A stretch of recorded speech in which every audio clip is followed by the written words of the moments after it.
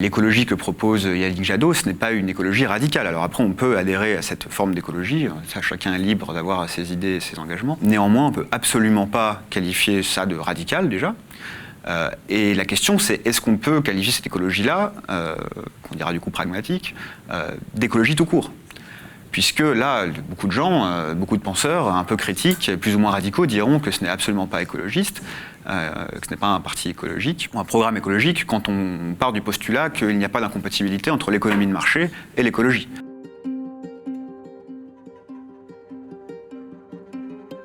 Je suis Philippe Viandury, je suis rédacteur en chef du magazine Social Terre depuis 1 an et demi. C'est un magazine qui a 5 ans, qui s'intéresse à la question des transitions, des alternatives, qui s'inscrit plutôt dans la recherche d'alternatives sociales, écologiques, techniques. Et notre dernier numéro, qui est sorti le 12, est consacré à la question de la radicalité, avec ce titre « Êtes-vous assez radical ?»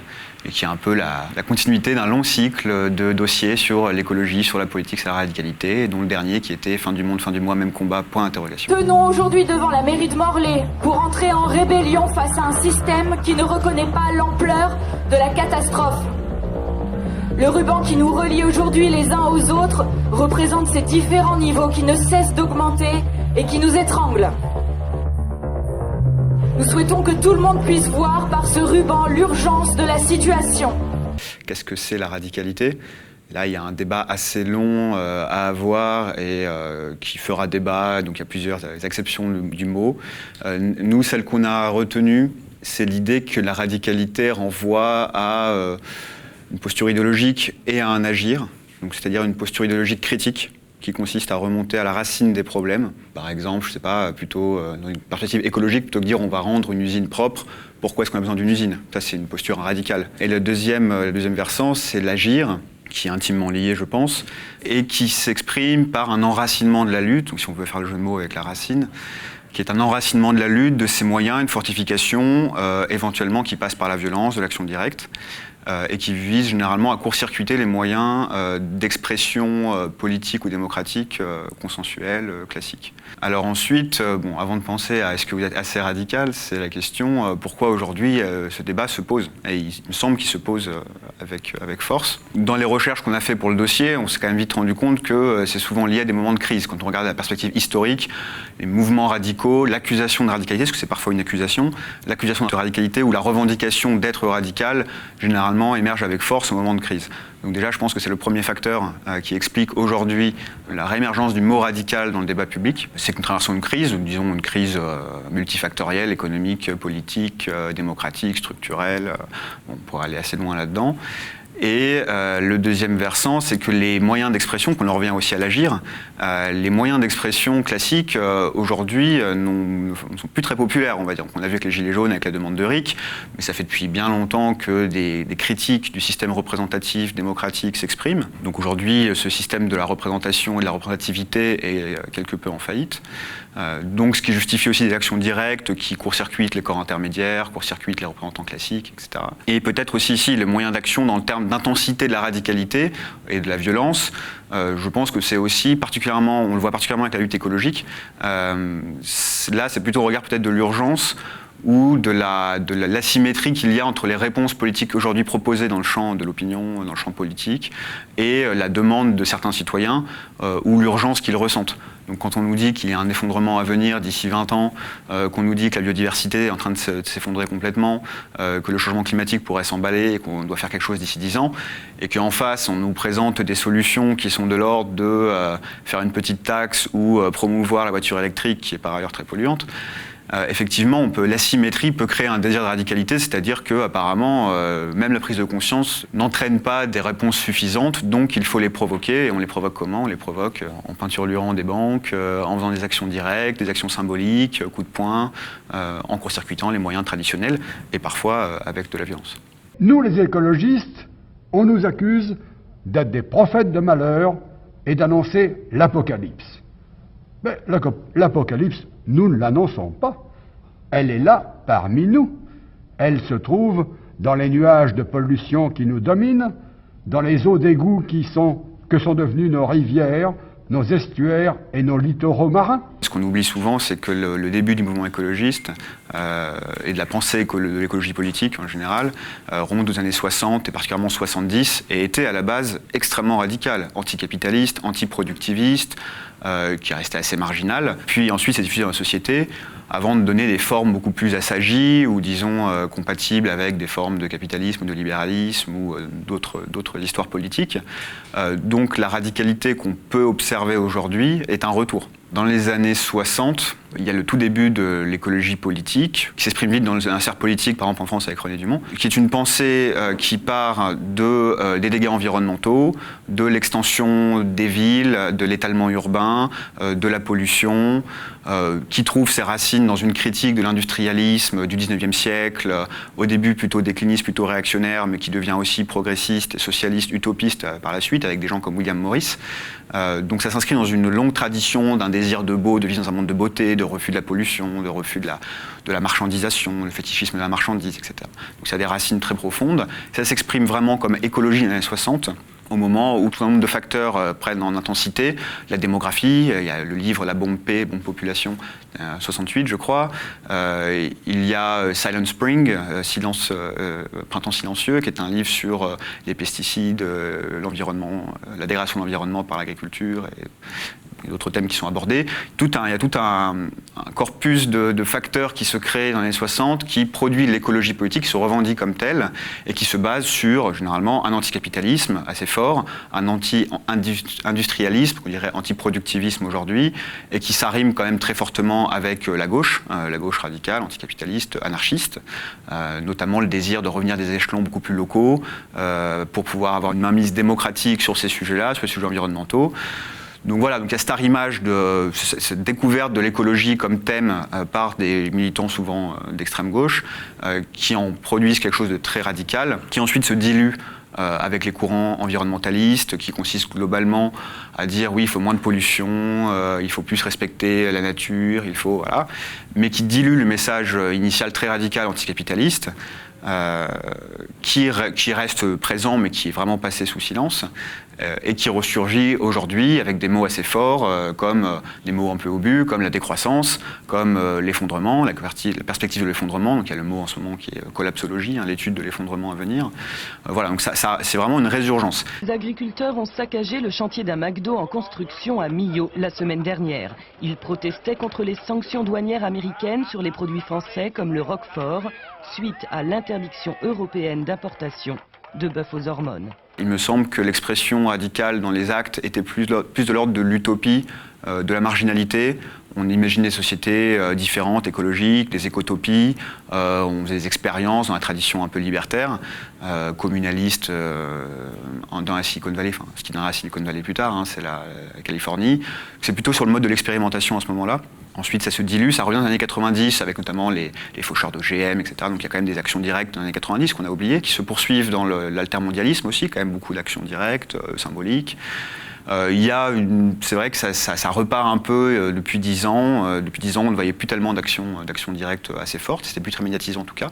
Et là, il y a un retour. Et il y a un retour, on le constate. Donc on a fait un reportage dans le dossier là-dessus, sur le discours, la stratégie des gros organismes, des grosses organisations écolo, type Greenpeace, Alternativa aussi, qui est un peu nouveau dans le paysage, mais qui est assez présent maintenant. Donc c'est un reportage par Annabelle Perrin que vous pourrez lire.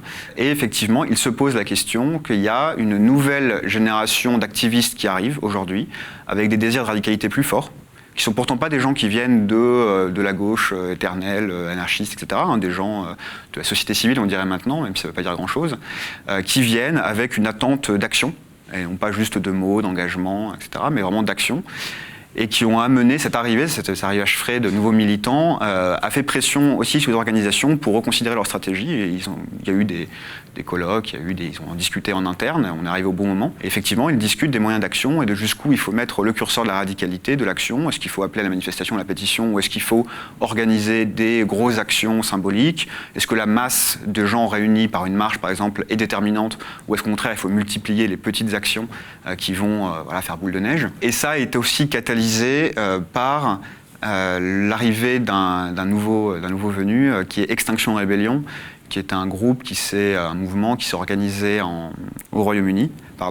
Ce qui est intéressant d'ailleurs, c'est que leur première grande manifestation, où ils ont bloqué Londres, plusieurs ponts, était le même jour que la première des Gilets jaunes. Donc le 17 novembre dernier, il y avait les Gilets jaunes en France et les Gilets verts au Royaume-Uni. Et c'est intéressant parce qu'effectivement, ils répondaient à un désir, ils ont été soutenus par beaucoup d'intellectuels, beaucoup de militants. Ils ont fait une action coup de poing de blocage des ponts de Londres qui était très médiatisée là-bas, et qui a pas mal inspiré en France. Depuis, ils ont lancé une antenne en mars dernier, je crois, en France, mais pour l'instant, leur impact est plus celui de l'inspiration. Mais voilà, ils sont à la fois le symptôme et peut-être aussi un petit peu le catalyseur ou un tremplin pour certains militants pour se lancer, mais se lancer dans la lutte écologiste avec un désir d'action plus directe, mais qui n'est pas forcément celui de la violence, car on a aussi vu dans le reportage que la question de la violence divise beaucoup parmi les organisations et même les militants eux-mêmes. Non pas forcément sur une base morale de faut-il ou pas user la violence, on pourrait revenir sur ce critère de la violence, mais plus sur son efficacité politique, symbolique, et le risque en fait de détourner, de finalement perdre la lutte en se laissant aller à la violence, puisque symboliquement c'est quelque chose quand même d'assez négatif qui peut heurter la masse des gens. Donc il y a cette question de la violence qui est assez aiguë aussi, mais en tout cas la question de l'action directe, symbolique, plus forte que la manifestation ou la pétition ou ces petits moyens habituels, est un peu acté, j'ai l'impression, dans les groupes aujourd'hui écologistes en France. Clairement, aujourd'hui, un des nerfs de la guerre, c'est l'attention médiatique. On n'existe que si les médias nous font exister, quoique ça soit un peu moins vrai maintenant qu'on a Internet et qu'il existe des canaux parallèles de diffusion qui permettent une existence hors médias, c'est quand même beaucoup plus difficile. Donc la violence, nécessairement, attire les médias, mais elle attire aussi, généralement, le regard extrêmement négatif et accusateur des médias. Donc c'est là que l'utilité se renverse. Oui, ça attire les médias, donc oui, on existe, et notre action existe, et notre message peut exister, mais en même temps, on existe de façon négative, et notre message va être perçu potentiellement ou présenté de façon négative. Donc la question de la violence est encore une fois très ambiguë, et au final, son utilité dépend plus, je pense, de la prise de conscience ou de la sympathie générale pour des idées, que vraiment quelque chose qu'on pourrait prendre en soi, de façon hors sol, etc. Et même on voit que les Gilets jaunes, on pourrait prendre ça comme exemple, c'est-à-dire qu'à partir du moment où ils ont été violents, peut-être que le lien est un petit peu facile, mais à partir du moment où ils ont été violents, ils ont obtenu des choses. Et ils ont surtout obtenu l'attention des médias, évidemment. Néanmoins, d'un mouvement qui avait énormément de sympathie dans le paysage français, dans l'opinion publique française, et bien à partir du moment où il y a des actes de violence, cette sympathie a commencé à s'effriter aussi. Finalement, leur code de sympathie reste assez élevé pour un mouvement qui a été médiatisé comme ça, qui a ses ambiguïtés, qui a fait montre de violence parfois, du moins certains groupes dans ce sous-groupe ou opportunistes ont fait montre de violence. Donc on peut dire que c'est quand même assez formidable qu'ils aient encore une telle code de popularité, avec un tel système médiatique hostile, avec des actes de violence qui ont été mal perçus, c'est assez intéressant. Aujourd'hui, si on avait des actes comme ça pour l'écologie, est-ce que la sympathie pour les groupes et les idées écologistes resterait la même, aussi forte que celle des gens pour les Gilets jaunes? Je ne sais pas, par exemple. Ça fait des mois que, depuis presque le début du mouvement des Gilets jaunes, que des militants pour la justice climatique agissent avec des Gilets jaunes. On a cette même colère envers un système qui broie à la fois l'humain et la planète. L'accusation qui a été faite, non pas vraiment, mais qui peut être faite aux écologistes, aux groupes écolos, d'Action Directe ou pas, c'est d'être une radicalité bourgeoise de ville, de classe moyenne aisée, qui ont les problèmes qu'ils s'inventent, d'une certaine manière. Alors c'est en partie vrai, et il ne faut pas être naïf par rapport à ça, et c'est d'ailleurs un peu comment dire, désolant de lire énormément d'articles dans la presse qui présentent le vote écolo, ou les actions écolo, ou la prise de conscience écolo, ou la jeunesse qui serait très écolo, sans lecture de classe. Par exemple, j'ai lu, je ne vais pas citer les médias, parce que ce n'est pas le but, mais j'ai lu beaucoup d'articles sur la jeunesse, qui à aucun moment se disaient quelle jeunesse. Quelle jeunesse. Quand on regarde un peu les chiffres, c'est pas n'importe quelle jeunesse. C'est pas la jeunesse la plus pauvre, c'est pas la jeunesse la plus déshéritée, c'est pas la jeunesse des banlieues, c'est une certaine jeunesse.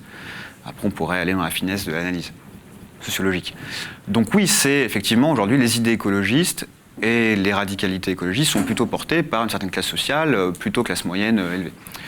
Et donc il y a eu cette opposition qui a été faite entre fin du monde et fin du mois, c'est-à-dire de dire en mettant en parallèle les gilets jaunes et les verts, si on veut.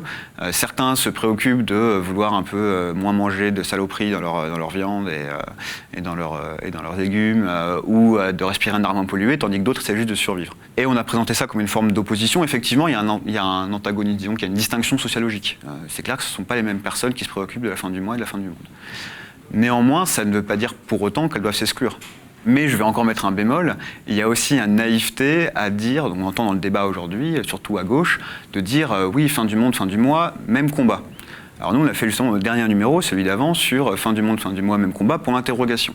Parce qu'en fait, ce n'est pas du tout naturel. Il y a une écologie qui peut être très très punitive. Il peut même y avoir un écofascisme. On peut explorer plein de voies politiques à travers l'écologie. On pourrait avoir une écologie extrêmement autoritaire qui spoile la majorité de la population par le rationnement au profit de quelques-uns, ou qui revient à des valeurs extrêmement réactionnaires, par exemple. Comme on peut avoir, à l'envers, un projet social émancipateur de répartition des richesses qui soit très beau d'un point de vue social, de la justice, etc., mais qui soit une catastrophe écologique, car se fondant sur ce qu'on peut appeler rapidement le productivisme, c'est-à-dire l'accumulation, l'accroissement des moyens de production, l'accroissement du pouvoir d'achat pour tous, en valeur absolue, des marchandises, de la production de marchandises, et tout ça ont des empreintes, toutes ces productions ont des empreintes carbone évidemment, qui s'accumulent et qui font qu'aujourd'hui il nous faudrait plusieurs planètes pour vivre comme un Français moyen. Donc après se pose la question de la jonction possible. Bien sûr, il y a toute une branche de l'écologie qui a toujours tenté de faire cette jonction, qui n'a jamais séparé les deux. L'écologie sociale, là il y a des penseurs, on pourrait parler d'André Gorz, on pourrait parler de Murray Bookchin, lui est plutôt anarchiste, André Gorz est plutôt socialiste, éco-socialiste. Il y a plein de traditions qui sont nourries de ce projet qui allie un projet social d'émancipation et de justice avec un projet écologique. Mais on entend aussi des facilités qui consistent à dire oui, le pouvoir d'achat pour les plus pauvres, c'est super, et en plus l'écologie. Alors, le pouvoir d'achat pour les plus pauvres, oui, mais le pouvoir d'achat qui augmenterait indéfiniment pour tous, sans rien remettre en question de nos besoins, de nos façons de vivre, du modèle économique, du modèle urbanistique, etc., et qui en plus serait écologique, là, il y a une contradiction qui apparaît. Nous sommes ce soir la troisième force politique en France. Probablement avec des scores identiques, voire parfois supérieurs, en Allemagne, en Belgique et ailleurs. C'est donc bien une vague verte européenne dont nous sommes les acteurs ce soir. On nous dit vague verte.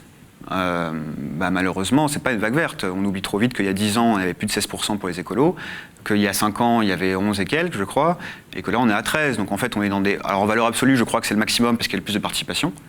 Mais en fait, on est sur des tendances assez stables. La seule surprise qu'il y a eu, c'est qu'ils étaient au-dessus des sondages. Donc en fait, c'est une surprise de sondage et d'observateurs de sondage. Bon, ensuite, on sait que les écolos font des gros scores aux européennes. Pourquoi est-ce qu'ils font des gros scores aux européennes en général? Parce que ce sont des élections qui, je vais le dire un peu brutalement, mais ne servent pas à grand-chose. Donc les gens votent un peu au cœur, quoi. Ils votent pas vraiment stratégie, ils votent animalistes parce qu'ils aiment bien les animaux, ils votent écolo parce qu'ils disent que c'est quand même bien l'écologie. Bon voilà, il y a beaucoup moins de stratégie qui entre en jeu parce que la structure électorale, le jeu électoral, plus les pouvoirs qui sont accordés au Parlement européen font que cette élection n'a pas beaucoup d'importance. Donc là, ça explique en partie, je pense, les scores verts. Ensuite, est-ce qu'on peut s'en réjouir? Moi, je rejoindrai plutôt Aurélien Barraud, astrophysicien qui s'exprime assez souvent sur les sujets écologiques et qui est intéressant, qui se désolait un peu que face à l'urgence, on fasse un score moindre que celui d'il y a 10 ans, alors que depuis, on a eu des rapports du GIEC complètement alarmistes, qu'on a eu quand même 10 ans pour en discuter, qu'il y a une prise de conscience plus large dans la société, une jeunesse plus active, une certaine jeunesse plus active. Donc non, ce score n'est pas bon en fait. Il n'est pas bon. Là-dessus, on peut le rejoindre quand même. C'est-à-dire, compte tenu des enjeux, ce n'est pas un bon score. Et enfin, il y a le phénomène de centrisation, de tancrédisation des Verts. Enfin, là, pour le coup, on ne peut pas forcément être étonné vis-à-vis de l'histoire politique et politicienne des Verts. Mais l'écologie que propose Yannick Jadot, ce n'est pas une écologie radicale. Alors après, on peut adhérer à cette forme d'écologie. Ça, chacun est libre d'avoir ses idées et ses engagements. Néanmoins, on ne peut absolument pas qualifier ça de radical, déjà. Et la question, c'est est-ce qu'on peut qualifier cette écologie-là, qu'on dira du coup pragmatique, d'écologie tout court? Puisque là, beaucoup de gens, beaucoup de penseurs un peu critiques, plus ou moins radicaux, diront que ce n'est absolument pas écologiste, que ce n'est pas un parti écologique, ou un programme écologique, quand on part du postulat qu'il n'y a pas d'incompatibilité entre l'économie de marché et l'écologie. quand toute la tradition critique et radicale de l'écologie s'est fait contre l'économie de marché, contre le capitalisme, puisque dispositif macrosystème d'accumulation, d'extension de la production, de la marchandise, des services, de la richesse, indéfinie, alors même que l'écologie suppose de mettre des limites extérieures, de se mettre des limites extérieures, au-delà desquelles on ne va pas. Bien sûr que cette idée-là est complètement en contradiction avec l'idée de croissance qui est celle de l'économie de marché. Voilà, moi je serais tenté, là je vais parler personnellement, pas en tant que rédacteur en chef de Socialterre, mais je serais tenté de dire que c'est une défaite de l'écologie sur tous les tableaux. C'est-à-dire que non seulement l'écologie n'a pas fait voter les classes autres que celles qui ont toujours été concernées par ces problèmes, le score n'est pas si phénoménal que ça. L'écologie qui gagne dans les urnes face à d'autres écologies un peu plus radicales, comme la liste d'urgence écologique, la liste des décroissants, etc., c'est une liste d'une écologie qu'on dira gentiment pragmatique, mais qu'on pourrait dire un peu faussaire. Donc non, c'est plutôt, pour moi, c'est plutôt une défaite de l'écologie. Un autre problème de cette écologie de gouvernement, enfin, je ne sais vraiment pas comment la nommer, c'est effectivement qu'il y a une hypocrisie dans l'approche de la décarbonation de l'économie, la société, etc. On voit souvent, on entend des gens se gloser qu'on décarbone un petit peu, ou des programmes politiques entiers faits qui voient par exemple le numérique comme une grande opportunité pour une croissance verte, etc. Alors oui, on décarbone un petit peu notre économie, mais à quel prix? C'est-à-dire qu'aujourd'hui, notre économie numérique qui est un peu moins carbonée, qui produit beaucoup de richesses, en fait, elle se base sur par exemple, des terminaux, des infrastructures qui, elles, sont produites à l'autre bout de la planète, dans des conditions, je veux dire, hardcore, de pollution maximale, de conditions sociales catastrophiques, etc. Donc cette vision-là, si on peut imaginer une décarbonation de l'économie par des applis, des services, société des services, etc., c'est parce que derrière, des gens construisent dans des conditions écologiques et sociales désastreuses les mêmes terminaux, les mêmes infrastructures sur lesquelles notre économie repose. Donc d'un point de vue global, cette écologie-là n'en est pas une, puisque c'est juste des vases communicants, et donc on pourra peut-être au niveau de la France se gorger d'avoir baissé un petit peu, d'avoir décarboné un petit peu notre économie sans avoir rien fait en fait d'un point de vue macro-systémique. Une fois qu'on a accepté l'idée qu'il y avait des technologies ou des systèmes qui ne seraient jamais propres et qui sont potentiellement désastreux à la longue, typiquement donc, les voitures, les smartphones, on pourrait prendre beaucoup d'exemples, l'avion récréatif en tout cas, il y a la question qui se pose, c'est est-ce qu'il ne faut pas l'abandonner dans une large mesure? Et dans ce cas, ce qu'il faut faire, c'est une critique des besoins. Ça, c'est la position d'un André Gorz depuis les années 70. C'est-à-dire qu'on ne changera rien, on ne fera rien d'écologique, on ne pourra jamais bâtir une société écologique et sociale sans une critique des besoins. A-t-on vraiment besoin de ça? Je pense que l'idée qu'on va continuer à vivre comme on le vit, avec les mêmes technologies, les mêmes modes de vie, mais qu'on va décarboner, c'est une vue de l'esprit un peu coupable, compte tenu de l'urgence, encore une fois, et que donc il faut maintenant qu'entre dans le débat, chez les écologistes ça y est déjà, mais plus fortement, et dans le débat public général, dans l'opinion publique, l'idée que nous avons créé des besoins qui sont potentiellement artificiels, par exemple le besoin de smartphone qu'on a aujourd'hui, et qu'il faut peut-être remettre en question ces besoins, et passer soit par une régulation, soit par une interdiction, soit par chercher d'autres alternatives qui nous amènent les mêmes sociabilités, les mêmes avantages, etc., mais sans avoir besoin de systèmes polluants. Plus profondément, c'est un mode de vie qui est à repenser autour, donc là encore une fois je parle au nom de l'écologie politique un peu radicale, autour de la lenteur, autour d'une certaine sobriété. Il ne faut pas aller sur une économie verte, il faut aller sur une économie sobre. Enfin, c'est aussi simple que ça en fait. Il faut d'abord être dans une démarche de sobriété, inclure tout ce que nous faisons dans une réflexion sur l'utilité de ce que nous faisons. Ça va à l'encontre de beaucoup de choses, de la croissance aveugle, du progrès technique aveugle, etc. Inscrire dans tout ce que nous faisons, dans tous les choix politiques que nous faisons, dans tout ce que nous construisons, dans toutes les recherches que nous faisons, les dispositifs que nous construisons, la réflexion sur son utilité finale, une délibération sur cette utilité, et essayer de chercher des moyens les plus écologiques, les plus sobres possibles d'atteindre ces finalités. Voilà. Ça, c'est une écologie qui est cohérente.